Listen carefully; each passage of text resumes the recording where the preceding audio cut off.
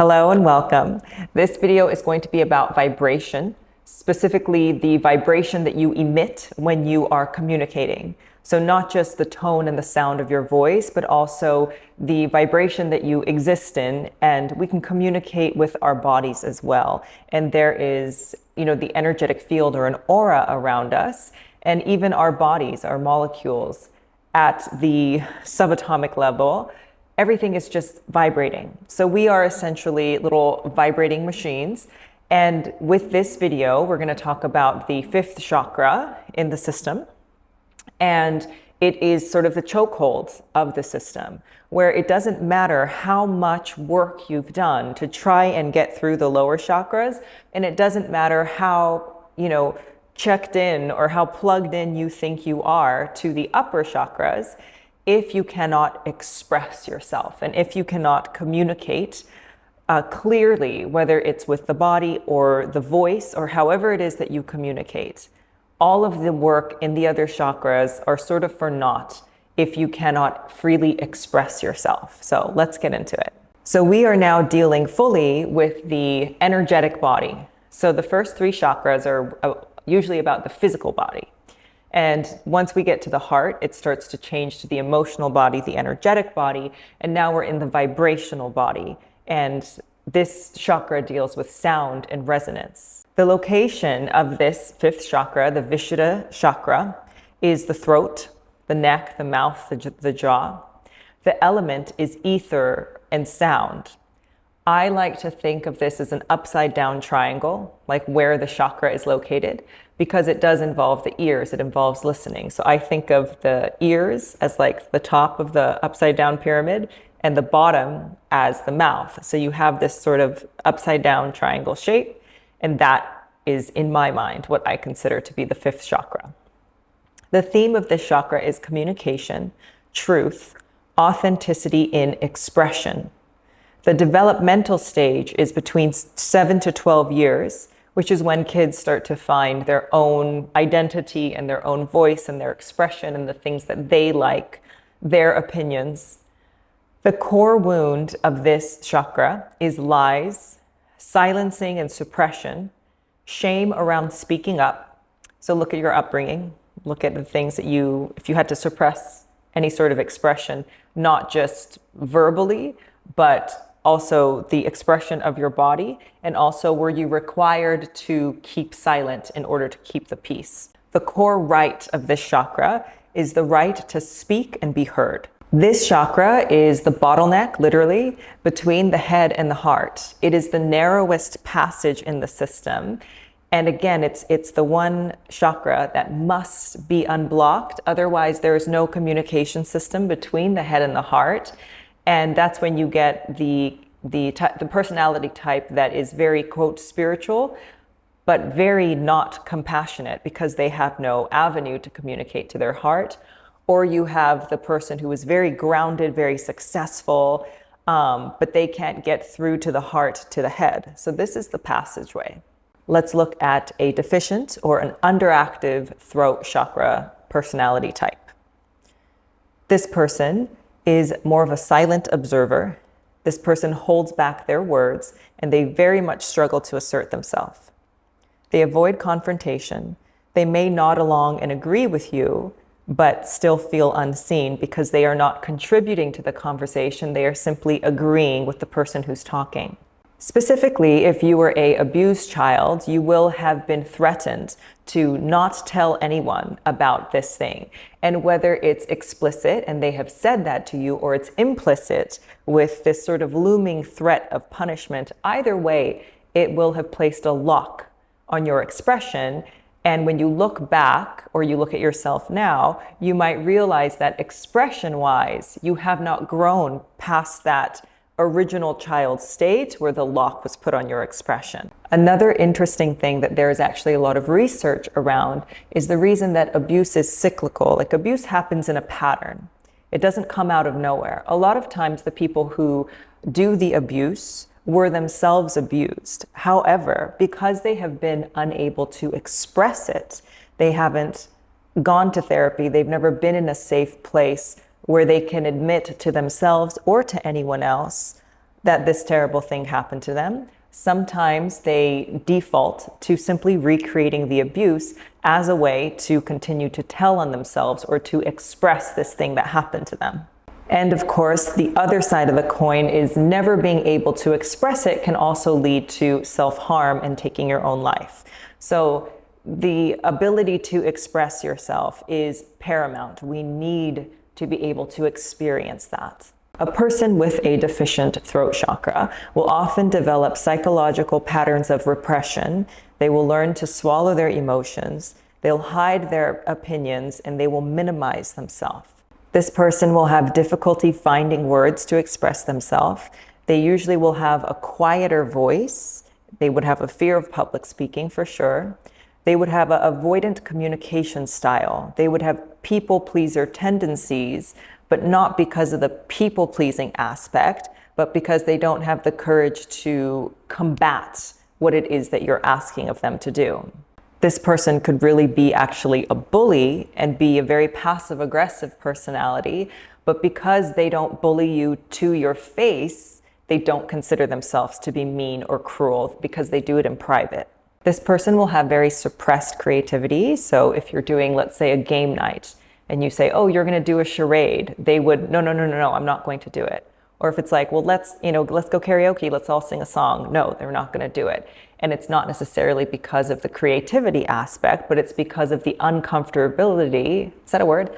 Uncomfortability, maybe, to be and to express. This person will agree with you a lot, so you might assume that they're on your side because they're telling you what you want to hear, but really they're just fearful of speaking their truth. And I actually worked with the person who encapsulates this personality type very well. This was when I had a 9 to 5. And I called her the almost girl because she would come in every Monday with stories from her weekend. And I started noticing a pattern that she would almost do these things. She would say, so-and-so came in and I almost said to her, and then she would do this elaborate thing of like, I almost said blah, blah, blah, blah, blah, like really hurtful things. But she was like, but I didn't because she didn't deserve blank, blank, blank. Or somebody asked me to do this and I almost said no, but blah, blah, blah, blah. And so in her mind, she was this very strong, assertive person. And she thought, well, they're so lucky that I'm holding back.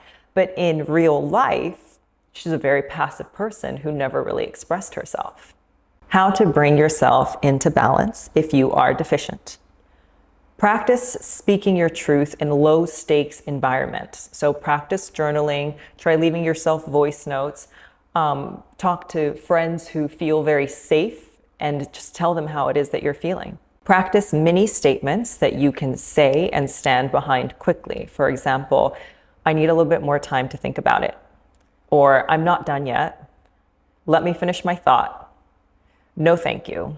Could I try that? And the thing about it is these are things that will enhance your experience of life. But if you're not used to saying them, they won't come up in the moment because you would have to think about it and then weigh it against what would they think about me if I said it. If you're just used to saying these things and you've practiced these things, it'll come up in the moment because you basically have already created an avenue for the thought and the vibration to run through the throat and the mind so it can come up at the time that it needs to. Try singing, try chanting and humming just to use your voice regularly. So I had a comment asking like, do I really believe the chants? Or, each chakra has a sound, so do I believe that?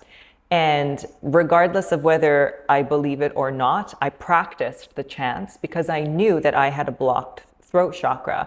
And I needed to be comfortable with opening it up, with training you. Your vocal cords are a muscle, so you need to train them. And so I do all the chants, I do everything that I am offered to do simply because I would like to train the muscle. So anything like singing or chanting, or I took a Tibetan throat singing workshop that was also really amazing. And it's just hearing your voice and hearing the possibilities that you have with sound and vibration that are really exciting. Learn storytelling. This was a really fun one for me. Use affirmations like, my voice matters. I speak with clarity and confidence. Loosen your neck a little bit. Do gentle neck or throat stretches. Do breath work, specifically where you like open the back of the throat and you can feel the breath at the back of the throat. Work with sound baths and do vibrational chanting. And before we move on, I want you to just pick one thing that it is that you're going to do and then make a decision just to try it. Or just make a sound, do like, ah, just something. And then notice if you feel like, oh, like, why did she do that? Why did I do that? If it makes you feel uncomfortable, that's great, because we want to run up against the blockage that is preventing the flow. And now we can go into an excessive or an overactive throat chakra. This person is the overtalker. They dominate conversations. They interrupt you when you're talking. They talk over people. They're often critical, judgmental, or they come across as very preachy and dogmatic. And if you've ever met, I know some of you are here from the religious trauma side of the channel, if you've met like a youth pastor, where they're so assertive because they are so sure that they are right. And so they'll just speak loudly. There's no room to listen. It's just words in this really overbearing tone. And it's meant to just put you in your place. They may use words as weapons, using a lot of sarcasm, using manipulative tactics, like sort of rushing you through a sentence that this front part you agree with, but this back part you don't agree with. But as soon as you say, wait, you just said, they'll just keep going. So many words so that you can't actually have a through line of communication. It's just you having to bear all of their words. This person will be loud and be constantly arguing. Psychologically, they'll have narcissistic traits, the compulsive need to be right in conversation, and they'll over-disclose a lot of information without ever asking you a question or listening to you. And I had this interaction recently where this exact thing happened. I was having dinner with a friend, and a third party came in, recognized my friend, and then sat down. The friend introduced us, and then he talked for about 30 minutes. And at the end of 30 minutes, he went, sorry, what's your name? And I had just been waiting. I had been waiting for a gap in the conversation. And by the end of 30 minutes, I knew so many things about him. He didn't even know my name because he was not trying to communicate. He was trying to assert himself as, quote, the authority figure or the dominant person in this conversation. So he talked with no intention of actual communication. These personality types will be prone to exaggerating, which sometimes you can tell. And the reason that you can tell is because people's voices, they vibrate different when they're lying. So that's why if you know people very well, when they lie to you, you get sort of a zzz, you're like, you said that weird. And it's because when people tell the truth, you can say the truth with your whole chest. Every cell in your body agrees that this is the truth. And so you make it as a statement and you project it very differently than if you were lying. These people will talk at length, but say really nothing of value. And again, they'll give you details on everything, but they don't actually share anything vulnerable, and they don't actually truthfully express themselves. There will be a lot of lies and mixed messages when you're trying to communicate with this person because they are afraid to actually be clear. Because if you are clear, then you have to stand behind it. This person is generally very loud and they use really high tones, or they'll yell or scream when they're trying to, quote, talk to you. These people have the personality type of somebody who is cruel, very cruel. But when you call them on it, they'll say, well, I'm just saying the truth. This is just what everybody thinks. I'm the person that's unafraid to say the truth. But it's not truth. It's something very cruel and meant to be humiliating or meant for you to take as an insult. But they'll say, well, it's just true. This personality type uses speech to control or distract rather than to connect. This personality type can tend to drown in their own words because they say so much because they're trying to dominate and be defensive because of their insecurity. But if you ever actually try to get them to clear something up, though I didn't say that, I don't remember saying that. Well, let's just talk about right now. So that personality type. How to bring into balance if you are excessive. Practice silence. Practice creativity or expression for its own sake. So maybe writing a letter or creating a drawing and then setting it on fire. Or there's also this sand making, it's mandala making, where they pour sand in all these different colors, and after a few days, either the wind blows it away or they sweep it up. But it's not creativity for any sort of credit. It's creativity and expression for its own sake. Go to therapy, and that can be for both. Practice listening more than speaking. Look at active listening exercises. Practice mindfulness of speech and pause before responding, asking, the golden rules of, is it true? Is it needful? Is it kind? And a lot of times it hits 2 out of 3 gates, but if it doesn't hit all 3, it doesn't necessarily need to come out of you. Try creative silence. So meditation, breath work, being in silence while actively doing something. Something that I have found that was very interesting is actually putting earplugs in a quiet place. And sometimes when you do that, there's still sound. And that's actually a really interesting way to practice active silence. So your ears are plugged, but you're still listening and there is still sound. Engage in practices of humility. Let others lead conversations.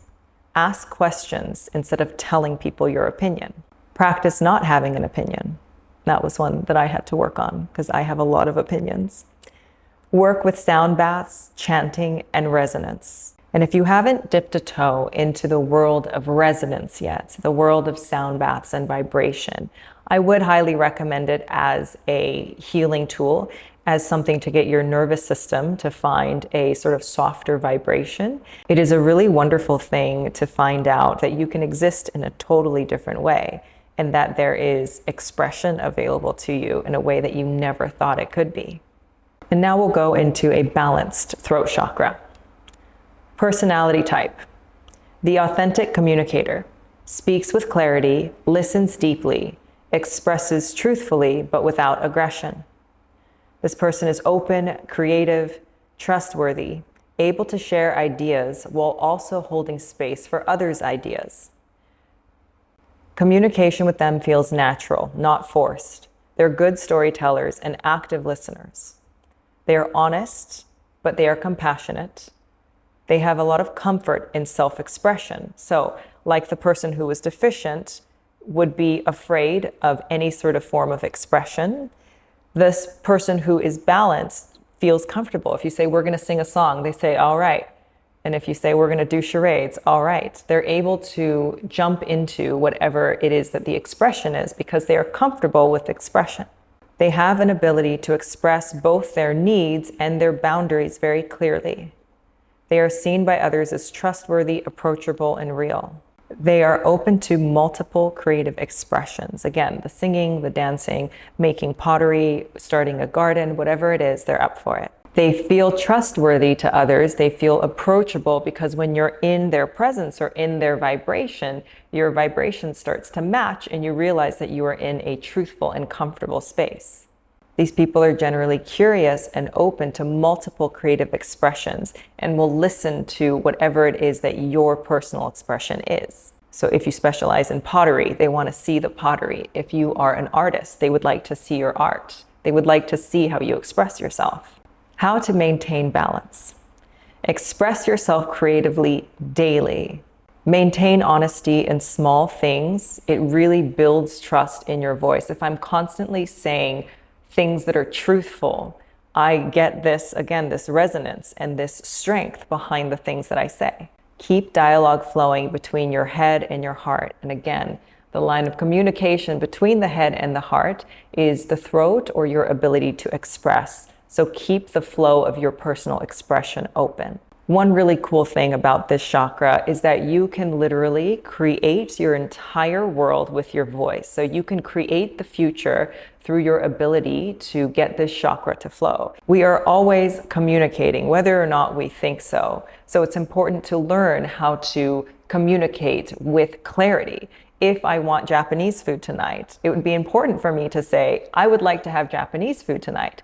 And then that creates my future because I'm able to express myself easily. And again, it starts with small things and eventually it gets bigger and bigger. Expression and communication is the gateway between the past and the future. So if in the past you were unable to tell your story and unable to express yourself, it will keep you locked in that place. And that's why sometimes you meet people who are very childlike, even though their physical body is old, they still speak with a childlike voice, they're still passive, because energetically they got locked into this place where they couldn't express or communicate themselves. And so the future can't look any different from the past because energetically you're still here. And as you learn to express and communicate, then you start to be able to go through and start to create your future. And a big part of communication is also listening. Can you hold space for people and let them express themselves without needing to insert your opinion? As human beings, we need to be heard. We need somebody to hear our story and believe us. So learn to listen and affirm what others are telling you. This chakra of communication is the bridge between your inner world, what you want, who you are, everything on the inside, and the outer world. You have to learn to express what's on the inside and bring it to the outside.